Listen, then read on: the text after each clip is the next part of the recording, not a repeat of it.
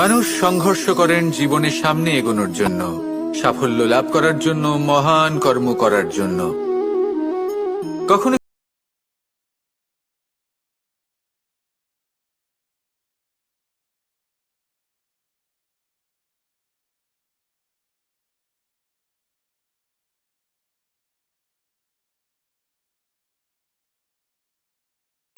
যখন সাফল্য আসে তখন জীবনে অনেকগুলো সম্পর্কও আসে, নতুন নতুন সম্পর্ক গড়ে ওঠে।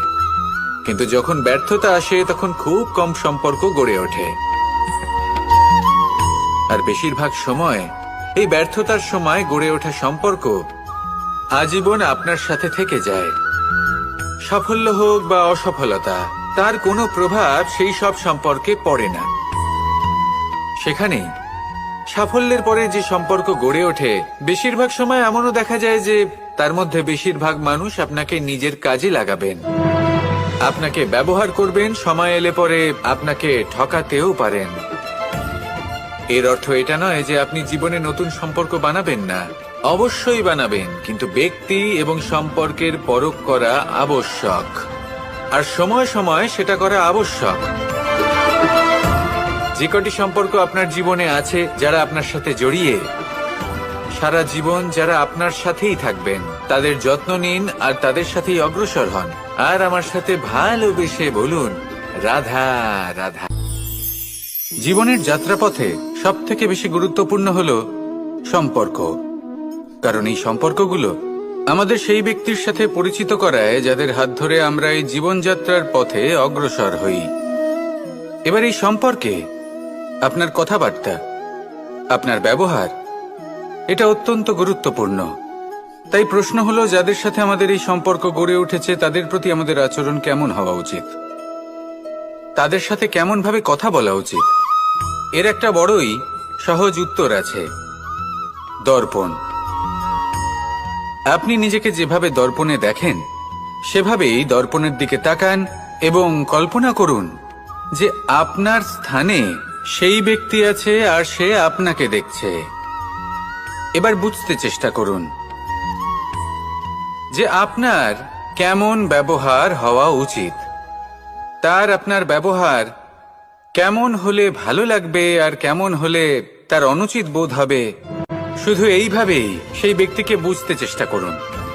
কখনো কোনো মানুষের ভালোবাসার প্রয়োজন হয়, কখনো পথপ্রদর্শনের প্রয়োজন হয়, কখনো তিরস্কারের প্রয়োজন হয়, কখনো কটু সত্যের প্রয়োজন হয়, বা কখনো শুধু সঙ্গর প্রয়োজন হয়।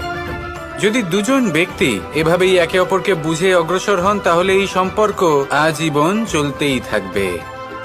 আসুন আমার সাথে ভালোবেসে বলুন, রাধা রাধা।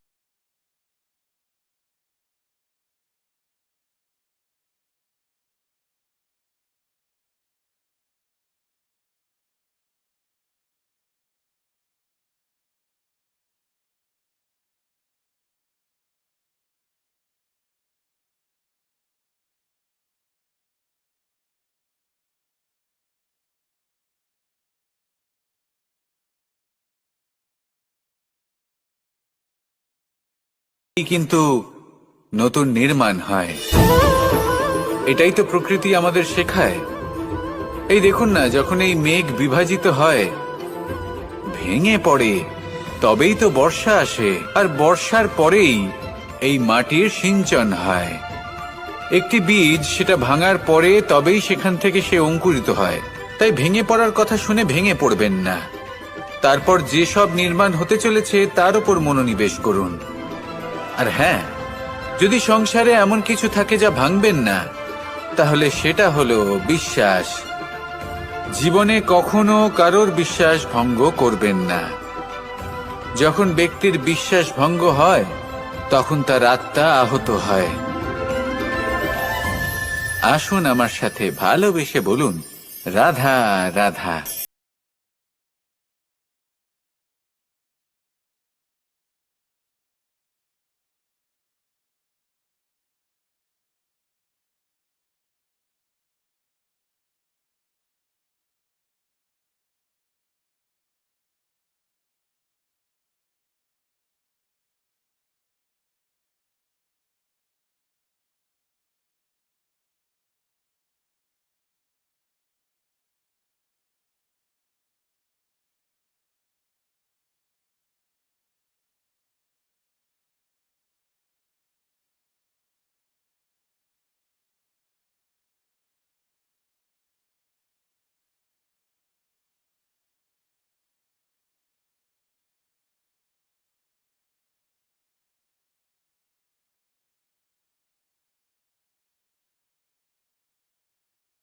তাহলে মহাভারতের সেই যুদ্ধে জয়লাভ করে সমস্ত ভূমণ্ডলের স্বামী কি করে হয়ে উঠতেন?